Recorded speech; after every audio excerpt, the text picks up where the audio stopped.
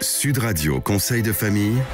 Avec Domitis Invest. Choisissez Domitis Invest et investissez l'esprit libre avec des loyers sécurisés tous les mois, que votre bien soit occupé ou non. Bonsoir à toutes, bonsoir à tous, bonsoir Stéphane Moller. Bonsoir Olivier Daudet. Heureux de vous retrouver associé au sein du cabinet Villard. On va répondre ce soir à une autre question qui nous a été déposée par l'un d'entre vous sur la chaîne YouTube de Conseil de famille.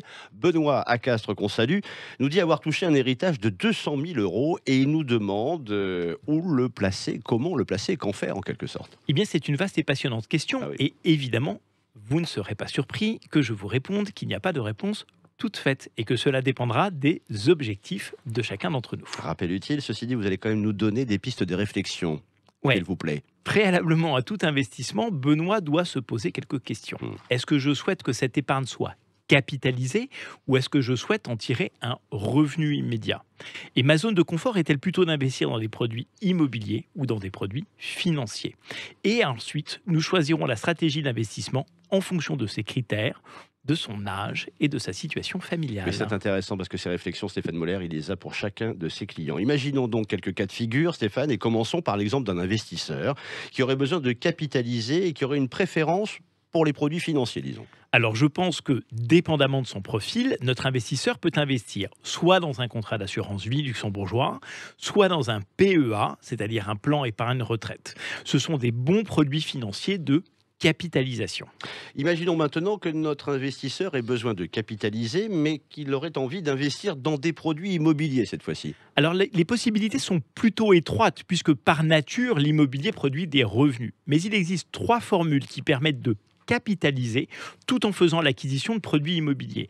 Acquérir un appartement en nue propriété, acquérir un appartement en viager ou acheter des parts de SCPI de capitalisation. Troisième cas de figure, Stéphane, nous avons maintenant besoin de revenus et nous avons envie de produits financiers.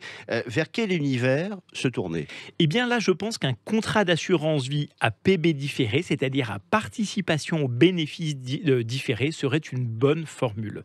C'est un type un peu particulier de contrat d'assurance qui permet à l'investisseur de ressortir son épargne de façon régulière avant les 8 ans fatidiques qui donnent droit à un abattement sur les plus-values, sans pour autant exposer l'investisseur à une forte fiscalité. Vous m'épatez, vous avez réponse à tout. Quatrième cas de figure, Stéphane, nous avons maintenant besoin de revenus et nous avons envie de produits immobiliers. Vers quelle solution se tourner cette fois-ci? Eh bien, comme nous l'avons déjà évoqué, l'immobilier est une excellente façon de générer du revenu au travers des loyers qu'il génère. Je pense que si notre investisseur est à la recherche d'une solution simple d'investissement, il peut se tourner vers de la SCPI ou alors des appartements en résidence de service.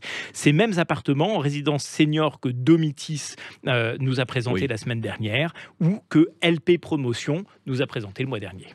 C'est intéressant d'autant plus qu'avec un placement immobilier, il est envisageable pour notre investisseur d'associer et rendement et capitalisation si l'immobilier dans lequel il a investi devait prendre de la valeur, Stéphane.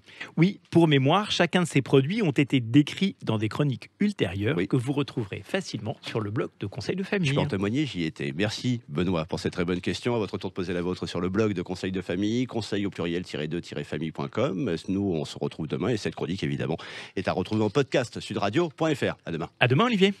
C'était Sud Radio Conseil de famille. Avec Domitis Invest. Choisissez Domitis Invest et investissez l'esprit libre avec des loyers sécurisés tous les mois, que votre bien soit occupé ou non.